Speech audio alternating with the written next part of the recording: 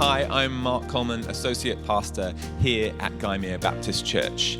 Now, Mark Rader, our Senior Pastor, is going to bring us the final part in our Exodus series, Set Free to Follow God.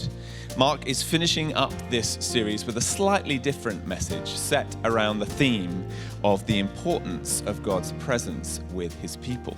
Normally we would have a Bible reading and then Mark would come and speak to us, but Mark will be sharing in a first-person narrative format this morning, centered around the story of the construction of the tabernacle from the perspective of a character called Bezalel. He was the person in charge, put in charge of constructing the tabernacle, and he can be found in Exodus 35 and 36. This is a different way for us to listen, but this change can help us to engage in a fresh way with what God is inviting us into through this story. What a difference a year makes. I don't know what kind of year you've had, but for I and my people, this year has been like no other. I mean, less than 1 year ago, we were still slaves in Egypt, using all of our strength and all of our resources to put into motion the plans and purposes of Pharaoh. All of his desires to build an empire, we were responsible for making it happen. Whether they were cities or storage facilities or temples, we were at work. A year ago, less than a year ago, we were a people largely without any hope of change, apart from a handful of promises that had been given hundreds of years ago by a God who had seemingly forgotten us. And then everything changed. It all began when Moses arrived. The same Moses, my father reliably tells me, who was born as a slave himself under the previous Pharaoh, was rescued miraculously from the Nile River and raised in the courtyard of Pharaoh himself.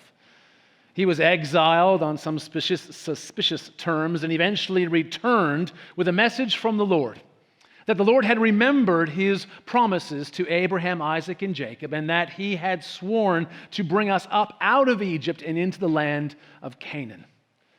And this brought great hope and some joy into our dark lives. I mean, the opportunity, the prospect of freedom, of being able to use our strength and resources, not for Pharaoh's purposes, but for our own, was exhilarating. To build our own houses, to build our own cities, to build our own temples. What a wonderful thing that would be. But the road to freedom was not easy. Shortly after Moses had met with Pharaoh for the very first time, the command came out. The Hebrews, we were told, are lazy. Make them work harder. And for those who were making bricks, they had to maintain their quota without straw. But we weren't all brick makers. Men and women and children who worked in the fields were forced to continue to harvest grain, but were no longer provided water. They had to fetch their own.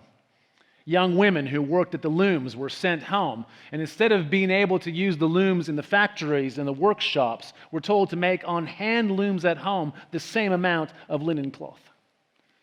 For myself and my companions, we were no longer given charcoal to run our forges. You see, I, like so many other young men, was apprenticed. I was apprenticed to a master craftsman. And I have to say that I loved my work despite being a slave, because it came so easily to me. Every new skill, every new technique I mastered quickly. My master used to say that I was gifted by the gods themselves. He would look at my work and say, "Blessed by Ptah," every time. Eventually, I was put in charge of quite large projects all on my own. I oversaw them from beginning to end, and my master concerned himself with absolutely nothing apart from the food that he ate. And so our lives had become much more difficult. And then there was the mockery. Pharaoh's retort to Moses, "Who is the Lord? I do not know the Lord, and I will not let you go," became a taunt heard in every brick pit, in every workshop, in every field throughout Egypt. But that began to change as the plagues began. With every new disaster, the taunting became just a little bit less. With every new blow against the nation of Egypt, the confidence that the Egyptians had in their God's ability to prevail against the Lord was eroded. There was panic in the air when the report came that the sorcerers of Pharaoh were no longer able to duplicate the signs that Moses wrought. And that panic became more and more pronounced as the impact of the plagues grew in their intensity and severity. We even heard rumor that one of Pharaoh's highest officials had abandoned the gods and had been imprisoned for placing his trust in the Lord. And so after months of tension, finally there came the evening of Passover, that beautiful, scandalous night when we were set free. Although set free is probably not the right term, we were driven out. We were forced out. Even if we had wanted to stay, we were not allowed to. And as Moses had commanded us, we went and asked the Egyptians for things. My companions and I went to the workshop and asked for the portable forges and the tools that we had been apprenticed on. And so that night we left Egypt equipped for work. And in any other year, the change from being enslaved to being free would have easily been the largest change that we could have experienced. In any other year, that would have been number one by a long way, but not this year. In fact, being set free from slavery was the least significant change we experienced. Because as we entered into the wilderness, we began to learn what it meant to be the people of the Lord. And we had always been the people of the Lord, I suppose. But all we'd had in those long centuries in Egypt had been a couple of promises, a handful of stories about how those promises had been partially fulfilled, and one command: to circumcise our baby boys at 8 days. That was the sum total of our entire religious experience. A couple of promises, a handful of stories, and one command. We had no liturgy. We had no priests. We had no sacrifices or particularly sacred spaces. We had no legislation or commands about what it looked like to be the people of the Lord. But when we entered the wilderness, we began to learn. And the first thing we learned was the provision of the Lord. It was only the Lord who could have rescued us against Pharaoh and his army when we were pinned against the Red Sea. And the pillar of cloud that represented the Lord swung around behind us and separated us while an east wind dried the seabed before us. Twice we ran out of water, and twice the Lord provided for us.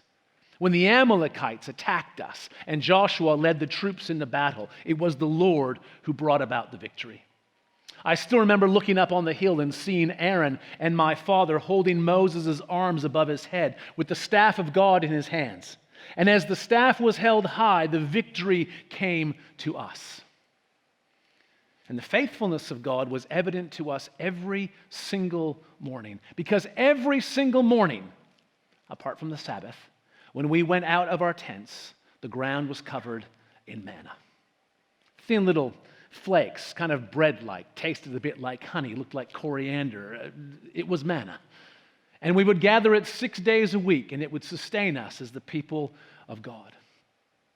And so 3 months after we had left Egypt, we came to the foot of Mount Sinai, where we learned even more about what it meant to be the people of the Lord. I stood at the foot of the mountain with my fellow Israelites, and I saw the Lord descend on the mountain in cloud and in lightning and thunder and a sound like trumpets. And in the midst of all of it, each of us heard the still small voice of the Lord speaking directly to us. outlining the obligations of a covenant relationship, an exclusive relationship between us and the Lord. And with one voice, we responded, "We will do all that the Lord has commanded." The Lord will be our God, and we will be his people. And so Moses ascended the mountain to receive further commands and instructions from the Lord. And we learned what it meant to be the people of the Lord. Because while Moses was delayed, we broke the covenant carelessly. We made an idol, a representation of the Lord, in an attempt to somehow jumpstart the whole process. And in the process, jeopardized not only the covenant, but our entire existence. We learned what it is like for a brief period of time to be under the wrath of the Lord. And we learned that the Lord is committed to his promises, and that our lack of faithfulness will not stop his promises from being fulfilled. And in his grace and his compassion, his love and his faithfulness, he forgave our sin, our wickedness, and our rebellion, and he renewed the covenant with us. And when Moses reported to us the things that he had heard on the mountain, they were not just commands. They were not just moral precepts about how we should live in relationship to the Lord or to one another. They also included instructions to construct a tabernacle, a traveling, portable temple that we could take with us. And it was an incredible honor when Moses told me that I would be in charge of its construction.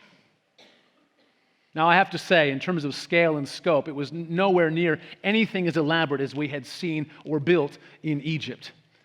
But for a group of former slaves who were using portable forges and hand looms at the foot of a mountain in the wilderness, it was a really big deal. And we did some beautiful, beautiful work. It took us 7 months. 7 months to construct all the various components of this very, very special tent. Aholiab, one of my fellow apprentices, he was in charge of all of the weaving. And many of the women with the hand looms that they had taken from Egypt began to weave the linen curtains that would make the outside of the courtyard. Others began to make the bronze bases, casting them in the wilderness. And others created the frames that those curtains would hang upon. Others, who were more skillful, began to weave the curtains that would make up the inner sanctuary of the tabernacle itself, with very skillfully woven images of cherubim in the blue, scarlet, and purple yarn that we had. Others began to work on some of the religious furniture, the bronze basin for washing, or the bronze altar of sacrifice. Others began to work on the garments for the priests and for his sons. And while all of that was taking place, I began to do the work for which I had been uniquely gifted and skilled. The working in gold for those items in the holy place and the most holy place. If this were some sort of tradesman convention, I would bore you with the details of the wonderful techniques we had to come up with in the wilderness to make this work. I would tell you and thrill you with all the details of the fine engraving that I did and the molding of gold that had never been done before, at least not in the wilderness. I would tell you about the altar of incense made of gold overlaid on acacia wood. I'd tell you about the table of the bread of the presence, or of the lampstand. A lampstand that was about yay tall, all made of gold, whose very blossoms looked like almond buds, fine overlapping leaves of gold, some of my finest work. And I would tell you about the creation of the Ark of the Covenant. An acacia wood box about that long, and about that wide, and about that high, overlaid with gold both inside and out, with hoops and loops around the feet, so that gold-covered bars could be slid through and it could be carried. It was to contain the tablets of the covenant, and its lid was made of solid gold, out of which I formed 2 cherubim whose wings reached over and nearly touched the middle of the seat. All of these things were constructed, built, forged, formed, and cast by us in the wilderness. It was the work of a lifetime.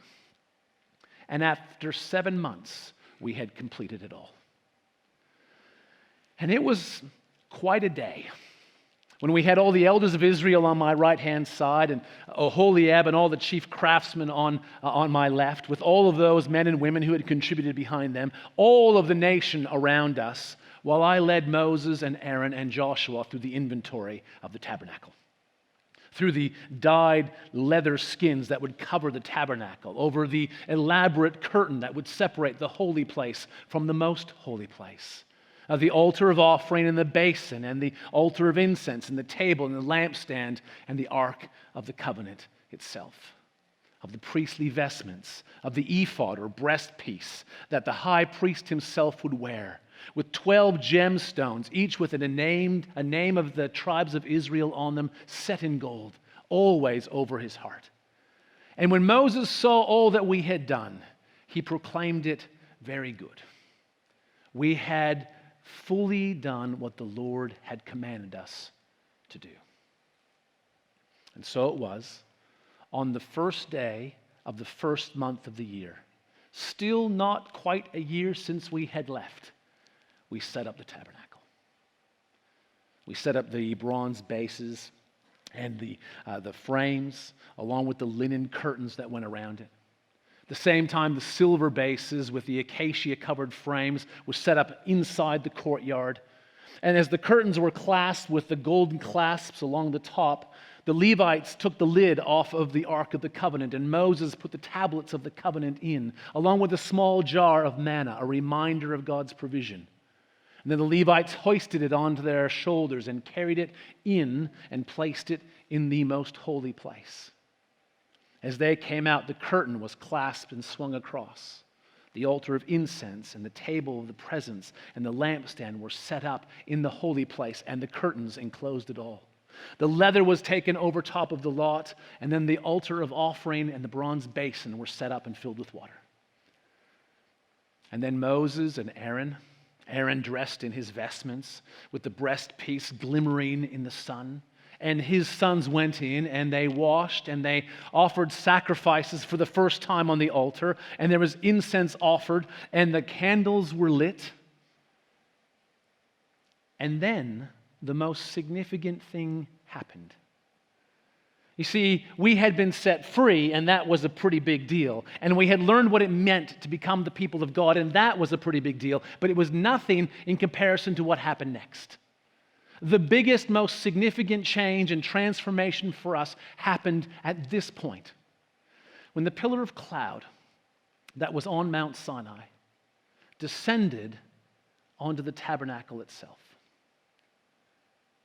And when it descended on the tabernacle was filled not with smoke, not with fire, but with the presence of God, the glory of God.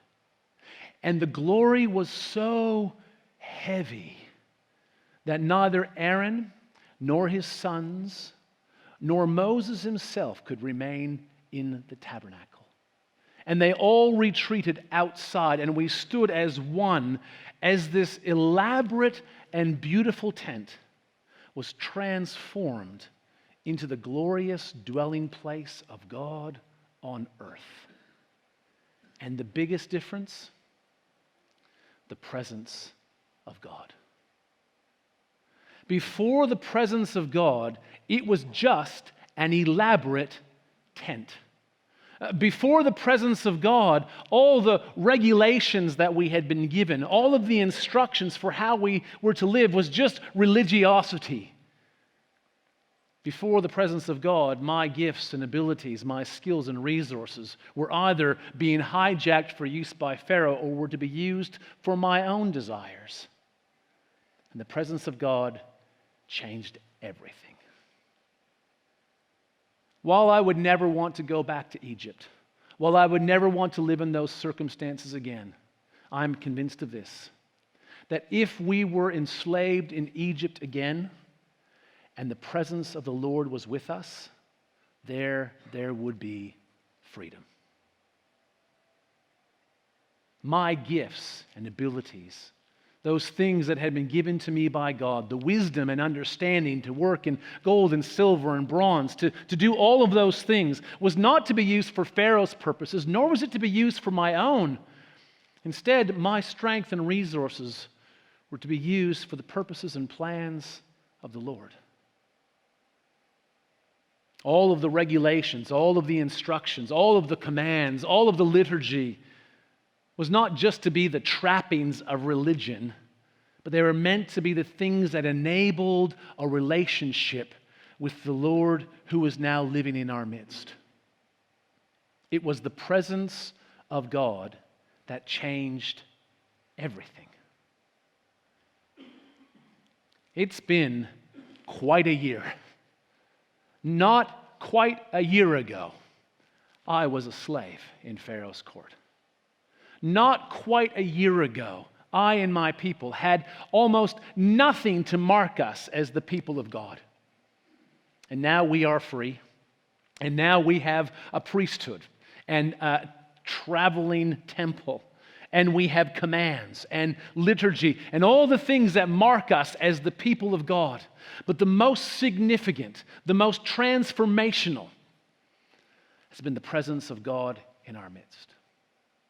And whether we remain here at Sinai all my days, or whether we eventually make our way to Canaan, it'll be the presence of God that makes the difference. That's where transformation and change really lies. So, what about you?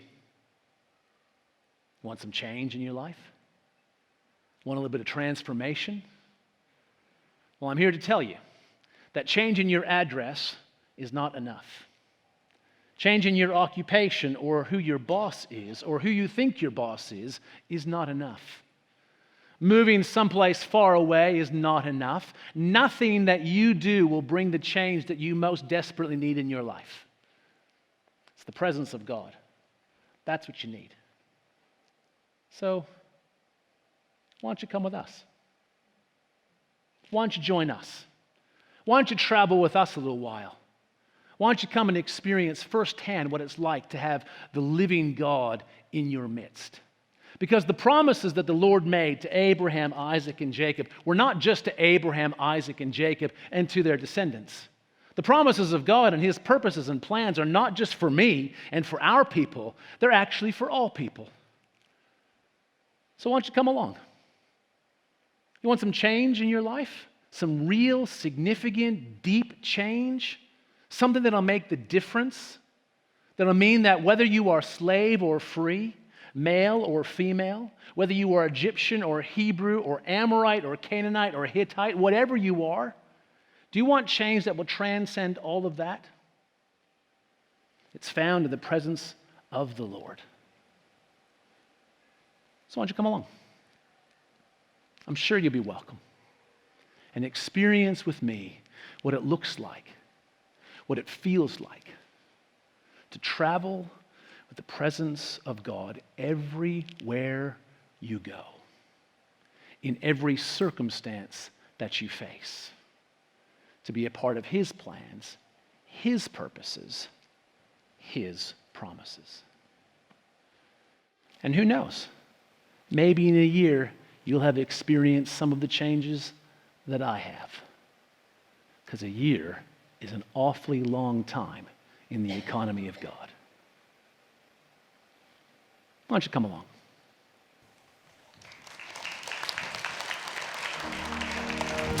We hope you've enjoyed today's New Horizons program. You can download the companion study guides for each program from the Guymer Baptist Church website. Go to guymerbaptist.org.au/New Horizons. These are available for each episode, or you can download the whole series. Guymer Baptist Church in Sydney's southern suburbs is a contemporary evangelical church seeking to serve our local community and help them to know Jesus. At the heart of all we do is the desire to help people love God in all aspects of their lives. If you'd like to get in touch with us, you can do so via the contact page on our website or visit our Facebook page. The presence of the Lord changes everything. As Mark has reflected on in this message centered around the construction of the tabernacle, we hope that you sense God's invitation to know His presence more deeply, to know His presence in your lives.